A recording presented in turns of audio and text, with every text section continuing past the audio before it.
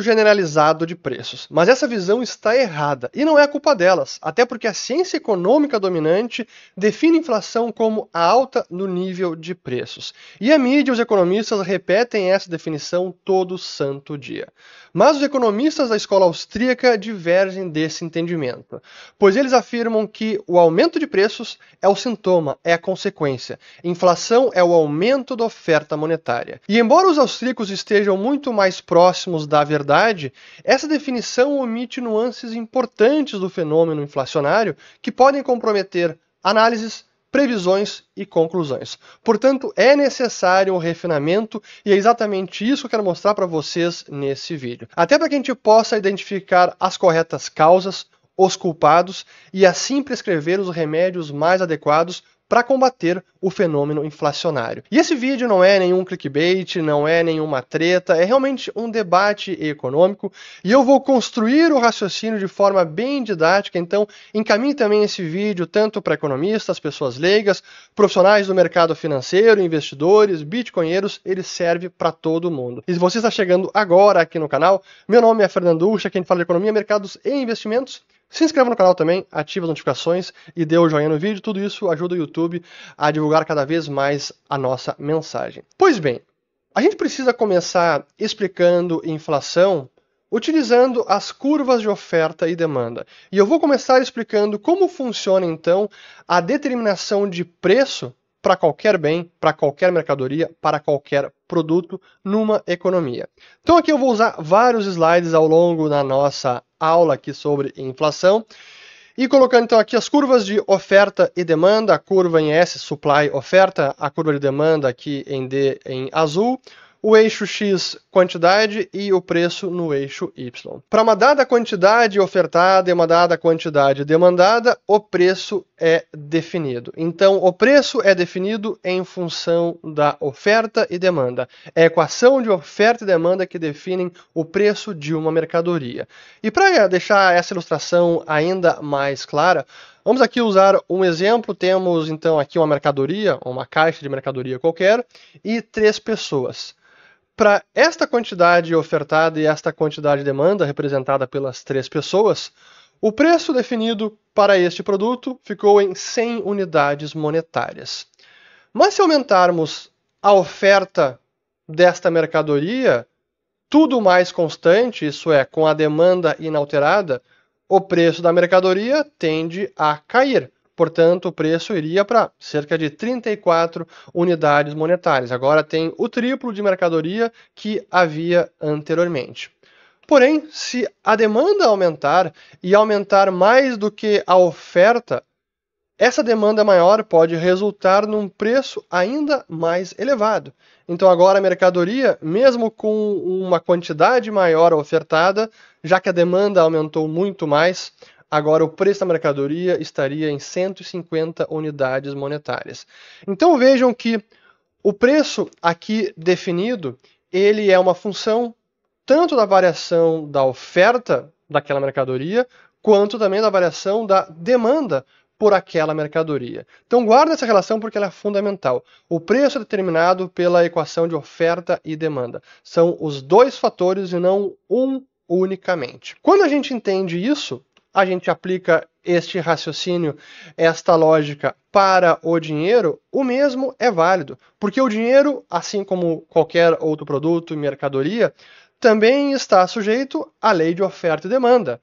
O dinheiro também é uma mercadoria, mas claro que é uma mercadoria diferente, porque a moeda é a principal mercadoria de uma economia, porque toda e qualquer transação é feita em troca de moeda. Então, por isso que é tão importante o dinheiro. Mas a lei de oferta e demanda se aplica igualmente ao dinheiro. Voltando aqui aos nossos slides, então temos aqui a quantidade de pessoas numa economia e a oferta, que é o estoque de moeda em circulação, aqui ilustrado por cédulas de dinheiro e moedas metálicas. Portanto, é a oferta de moeda e a demanda por moeda que definem o preço do dinheiro. Então, o preço da moeda é definido tanto pelas variações na demanda por moeda, quanto pelas variações na oferta de moeda. Mas a gente vem a pergunta, bom, mas qual é o preço do dinheiro? O preço do dinheiro é tudo aquilo que ele pode comprar. É o seu poder de compra. Para entender o que eu quero dizer com isso, vamos usar um exemplo. Quanto é que custa um automóvel? O preço do automóvel é 50 mil reais. Mas qual é o preço de 50 reais? Quanto custa 50 reais? Bom, tudo que eu posso comprar com 50 reais. Então eu posso ir, sei lá, com 2 sacos de laranja para comprar 50 reais. Invertendo a lógica e pensando desta maneira, a gente consegue entender como o preço do dinheiro é tudo aquilo que ele pode comprar. É o seu poder de compra. Portanto, quando a gente fala de preço do dinheiro, é o seu poder de compra. E não dá para dizer, não, o preço do dinheiro é a sua taxa de câmbio. Então, R$ 1 compra menos de 20 centavos de dólar. Ou $1 compra R$ 1 porque a gente entra no raciocínio circular. É a referência circular. Não pode o preço de um ser função do outro, o preço do outro ser função do um. Então, não é assim que funciona. Por isso que aqui vamos considerar que estamos numa economia em que há apenas uma única moeda e mais nenhuma em circulação, e aqui é a moeda principal. Por isso, o preço do dinheiro, voltando, é o seu poder de compra. É tudo aquilo que ele pode comprar. Este é o preço do dinheiro. Dessa forma, se a quantidade de moeda aumenta, se a oferta monetária é incrementada, cresce o estoque de moeda, tudo mais constante, isso é, a demanda por moeda inalterada, o preço do dinheiro tende a cair. O dinheiro tende a valer menos, porque agora há uma quantidade maior ofertada para a mesma demanda. Porém, se esse aumento de moeda for compensado, até neutralizado por um aumento na demanda, o preço do dinheiro pode ficar inalterado. Ou, de repente, o aumento da oferta monetária é mais do que compensado e a demanda cresce além do aumento da oferta monetária, o preço do dinheiro pode até subir. O dinheiro está valendo menos. Ele tem um poder de compra maior. Então, notem que o preço do dinheiro, o seu poder de compra, ele pode variar pelos dois fatores dessa equação, tanto por variações da oferta quanto por variações da demanda. E então, o preço do dinheiro é a resultante dessa equação, variação da oferta e variação da demanda por moeda. Avançando no raciocínio, quando a gente fala de oferta de moeda, nós estamos nos referindo ao estoque de moeda em circulação. Depois a gente vai mostrar como mensurar esse estoque de moeda. Então essa é a parte da equação da oferta monetária. Pelo lado da demanda por moeda, a demanda ela é representada tanto pela demanda por liquidez dos agentes, o quanto que cada indivíduo e empresa quer manter de saldos de caixa. E em alguns momentos a demanda por moeda pode aumentar e muito, como foi no caso da pandemia lá em 2020, por conta de enorme incerteza e imprevisibilidade. Por precaução, se aumenta o seu nível de encaixe, a sua preferência por liquidez, sim, para usar a terminologia de Keynes, isso aumenta a demanda por moeda, ou reflete numa maior demanda por moeda. Então, esta é a primeira, digamos, fonte de demanda por moeda, liquidez, saldos de caixa. A outra demanda por moeda é representada pela própria produção da economia. Quanto mais uma economia produz em termos de bens, serviços, mercadorias, ativos, maior será a demanda por moeda. Portanto, uma economia em crescimento, uma economia que ganha cada vez mais produtividade, representa uma demanda maior por moeda. A demanda por moeda, representada por necessidade de liquidez ou saldos de caixa, não é tão fácil de mensurar. Não há um único indicador que representa rigorosamente a demanda por liquidez ou saldos de caixa. Mas a produção da economia, sim. Uma economia em crescimento é relativamente fácil de mensurar. Então, uma economia em crescimento significa uma maior demanda por moeda. Felizmente, do lado da oferta monetária, é relativamente simples acompanharmos a evolução da quantidade de dinheiro numa economia e por várias métricas. E é o que eu preciso apresentar agora, então, as principais utilizadas, começando pela base monetária, que muitos já ouviram falar, muitas vezes falam, não, a inflação é o aumento da base monetária, ou só é o aumento da oferta monetária. Agora a gente está entrando na minúcia e refinando para que a gente entenda rigorosamente de qual oferta monetária estamos falando e qual oferta monetária que realmente importa e qual que o Banco Central tem sob seu domínio e qual que está sob o domínio dos bancos, por exemplo. Então, começando pela base monetária. Esse é o dinheiro que o Banco Central controla diretamente. E aqui temos não apenas o papel moeda em circulação, cédulas e moedas metálicas, mas também o dinheiro que é criado eletronicamente pelo Banco Central, chamado de reservas bancárias. Esse é o dinheiro dos bancos que está depositado no Banco Central, numa espécie de cofre, e é um dinheiro que fica inerte no balanço do Banco Central e é capturado por esta métrica base monetária. Então, aqui é o dinheiro base de uma economia. Só para termos uma noção de como isso mudou ao longo dos últimos 17 anos, desde a grande crise financeira de 2008, aqui temos a base monetária em dólares, então da economia americana, e a área em verde seria a moeda em circulação. Aqui, efetivamente, cédulas e moedas metálicas. Vejam que até o início da grande crise financeira de 2008, a moeda em circulação é praticamente a mesma quantidade de base monetária. Então, as reservas bancárias eram uma parte bem menos representativa da base monetária total. A partir de 2008, a partir das rodadas de afrouxamento monetário, que foram aquelas injeções de liquidez, criação de dinheiro pelo Banco Central, a base monetária explodiu porque foram justamente as reservas bancárias que foram utilizadas para compra de ativos. E de que forma? O Banco Central simplesmente criando esse dinheiro para então comprar ativos do sistema bancário, e por isso que desde este ano de 2008 nós vimos a base monetária crescer muito mais do que o dinheiro em espécie em circulação. Mais importante, moeda em circulação está efetivamente circulando ou está no caixa de algum banco. Aqui, reservas bancárias, que é o restante da base monetária, é o dinheiro eletrônico, simplesmente escritural, criado pelo Banco Central e que está depositado no Banco Central e é de titularidade dos bancos. E por que essa explicação tão detalhada sobre a base monetária? Porque esta é apenas uma parte da oferta monetária total numa economia. E nem é a parte principal quando a gente fala de o dinheiro que está efetivamente circulando. E circulando no sentido de o dinheiro que é utilizado para realizar pagamentos, transações no dia a dia, entre indivíduos, entre empresas. Esse dinheiro que está efetivamente circulando, ele vai além da moeda em espécie, das cédulas, das moedas metálicas, porque ele também engloba os depósitos bancários, depósitos à vista, depósitos de poupança, depósitos a prazo.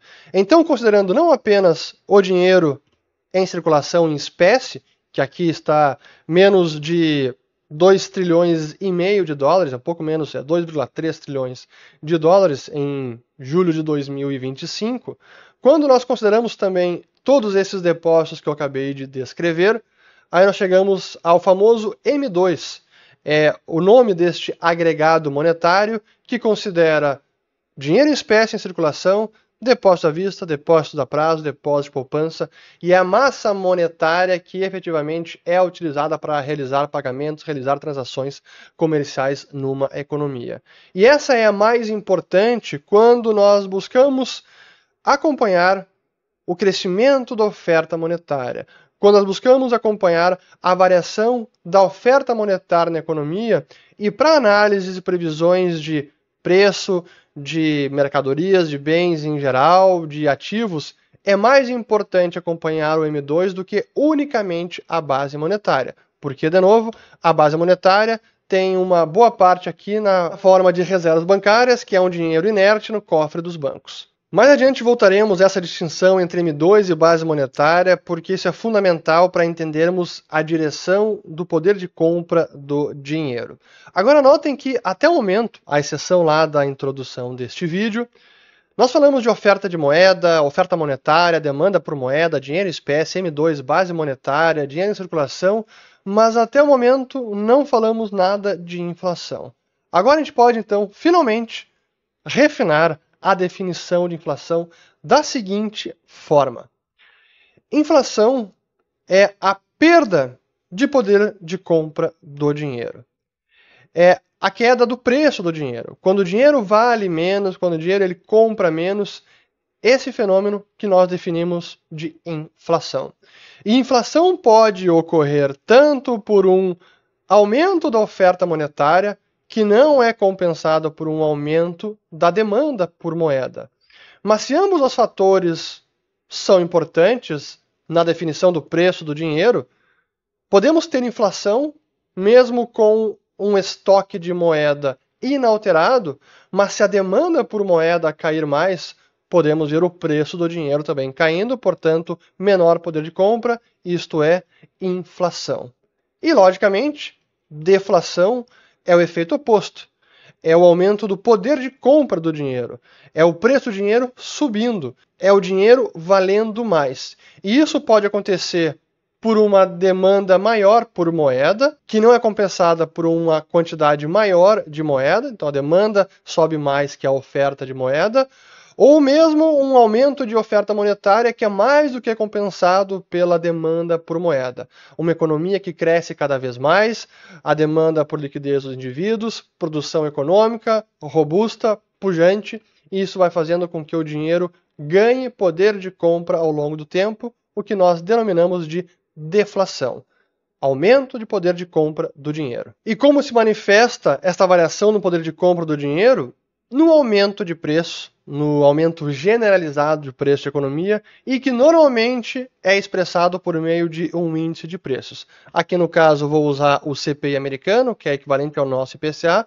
Aqui temos o nível de preços, um índice de preços ao consumidor, e aqui temos a sua variação anual, o quanto que variou o índice de preços ano contra ano. Então, é uma taxa de variação dos preços em uma economia e que é o sintoma de um dinheiro que está valendo cada vez menos.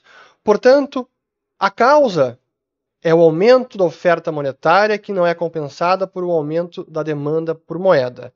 O fenômeno é a inflação, o dinheiro perdendo cada vez mais valor.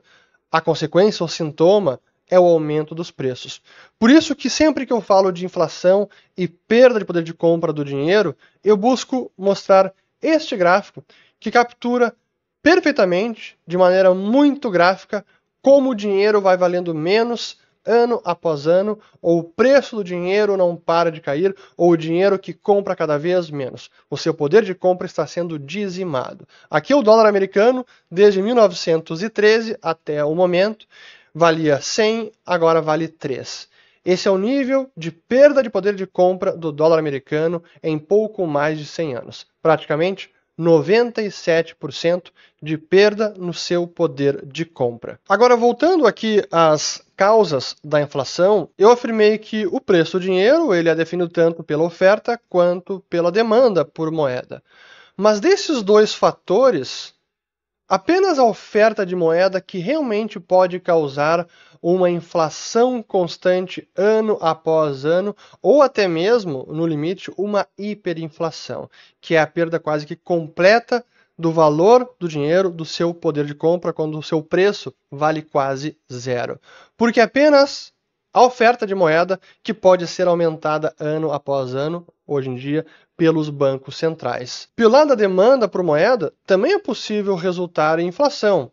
Se a economia tem algum choque externo, o nível de produção cai muito, ou as próprias pessoas decidem consumir mais e se desfazer do seu caixa, isso pode resultar numa inflação, numa perda de poder de compra do dinheiro, mas é algo mais momentâneo, passageiro, porque, não tem como as pessoas não demandarem nada de dinheiro. Algum nível de caixa, algum saldo é preciso manter. E 2, pelo lado da produção da economia, é difícil imaginar uma economia que produz cada vez menos ano após ano, a não ser casos excepcionais, como Venezuela mais recentemente, mas uma economia em situação normal, é difícil uma hipótese em que ela produz cada vez menos ano após ano, a ponto de gerar uma inflação, a perda de poder de compra do dinheiro, continuada.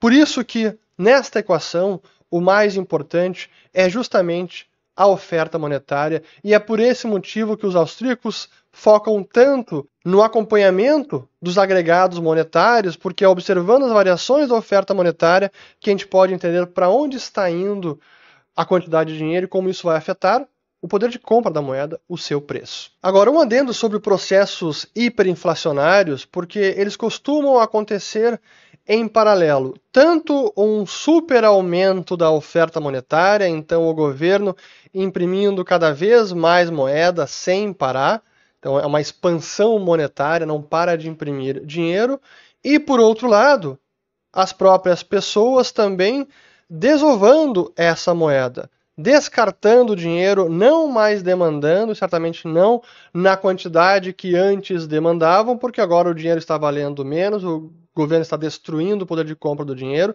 destruindo o seu preço, então as pessoas, em paralelo à impressão de dinheiro, também costumam diminuir a sua demanda. Então, em processos hiperinflacionários, especialmente no fim desses processos, conjuntamente há uma impressão excessiva de moeda e também um colapso na demanda por moeda. E a demanda só não cai a zero, então zero de demanda por moeda, por conta de leis de curso legal que obrigam os cidadãos a usar a moeda emitida por um banco central, por um governo, mesmo num período hiperinflacionário. Para fecharmos, mais alguns comentários importantes. Nós vimos anteriormente, vou até voltar aqui no slide, que a única fonte de inflação perene, isso é, a perda constante do poder de compra do dinheiro ano após ano, então inflação ano após ano, ela só pode ocorrer pelo lado da oferta monetária. Então é porque o dinheiro vai sendo expandido, a quantidade de dinheiro vai se expandindo ao longo do tempo. Este é o principal causador de inflação, queda do preço do dinheiro ano após ano. Mas qual oferta de moeda? É base monetária ou é o M2?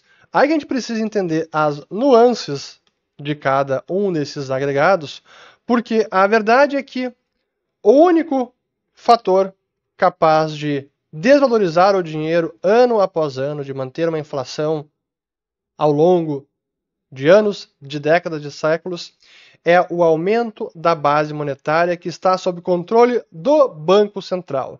E por que isso? Por mais que boa parte dessa base monetária que eu mostrei antes não esteja circulando efetivamente na economia, aqui o dinheiro em espécie é mais ou menos 12,3 trilhões, a base monetária está quase em 6, a capacidade dos bancos de criar dinheiro por meio de empréstimos, os depósitos à vista, a prazo, poupança, essa capacidade ela é restringida, ela é condicionada pela base monetária. Então o M2 que nós vimos aqui, que ele é criado sim pelos bancos, ele depende da expansão da base monetária. Se o Banco Central cessar e parar de imprimir dinheiro e deixar a base monetária inalterada, os bancos não conseguem criar dinheiro ilimitadamente.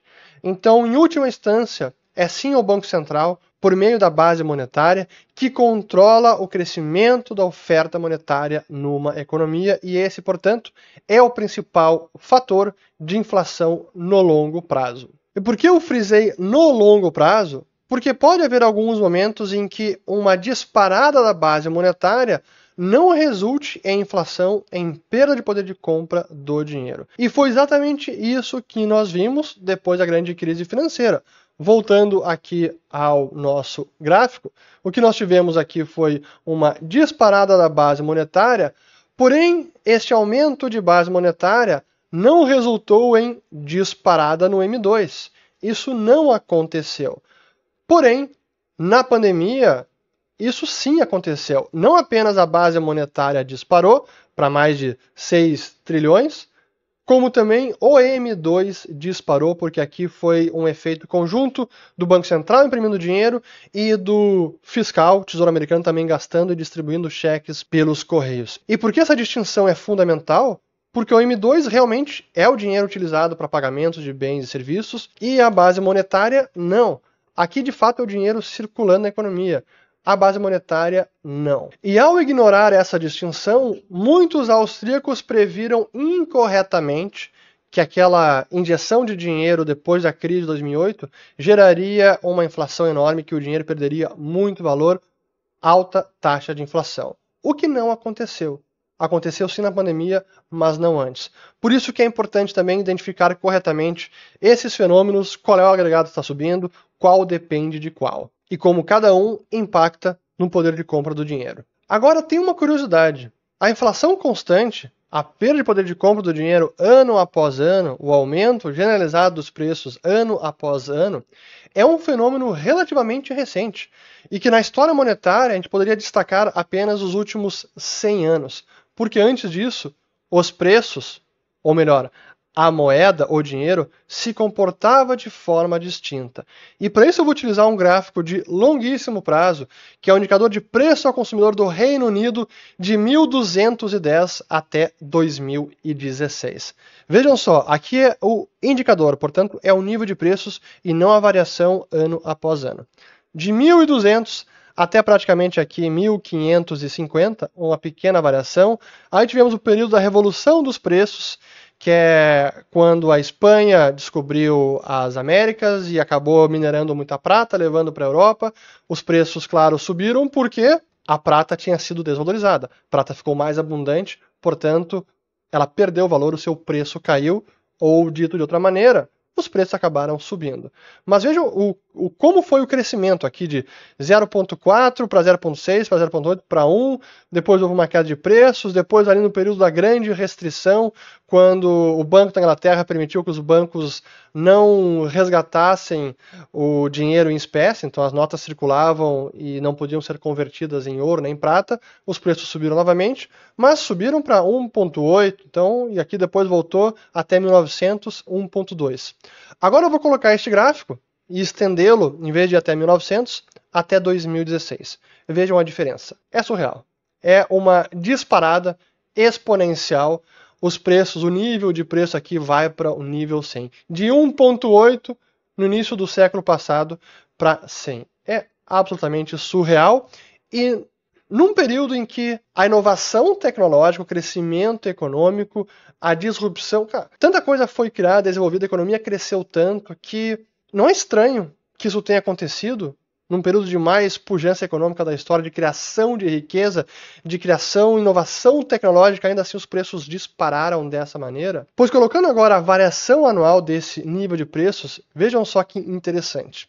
De 1200 até praticamente 1900, nós tínhamos períodos de inflação, os preços acabavam subindo, períodos de deflação, o dinheiro ganhando poder de compra, os preços, portanto, caindo, e isso prosseguiu ao longo de todos esses 7, 8 séculos. Mas a partir do século passado, com o advento e a consolidação dos bancos centrais, e logo depois com a era do papel moeda inconversível a partir do dia 15 de agosto de 1971, o que nós tivemos foi simplesmente inflação. Perda de poder de compra do dinheiro, não temos mais preços em queda, o dinheiro não ganha mais valor, ele só perde valor ano após ano. Pois essa é uma característica marcante da era dos bancos centrais. E para encerrar, terminar agora com novamente as definições de inflação, para concluir então que o Mises, que para mim tinha a melhor definição lá no seu primeiro livro, dizendo que era a perda de compra do dinheiro, portanto aumento dos preços é o sintoma, e a inflação, o dinheiro perdendo valor, esse é o fenômeno. Quando os austríacos hoje falam que inflação é o aumento da oferta monetária, na verdade essa é a principal causa. Enquanto o mainstream diz que inflação é aumento de preços, eles estão se referindo à consequência, ao sintoma da perda de poder de compra do dinheiro. E por que essa diferença ela é fundamental? Porque se você identifica que o problema e que a inflação é aumento de preços, o culpado pelo aumento de preços é o empresário, é o comerciante, é ele que está lá remarcando preços. Então o remédio normalmente do mainstream, da ciência dominante, é atacar os preços. É congelar preços, é tabelar, é controlar os preços. E eles estão assim atacando os sintomas e não as causas. Já os austríacos, aí muito corretamente, vão atacar as causas.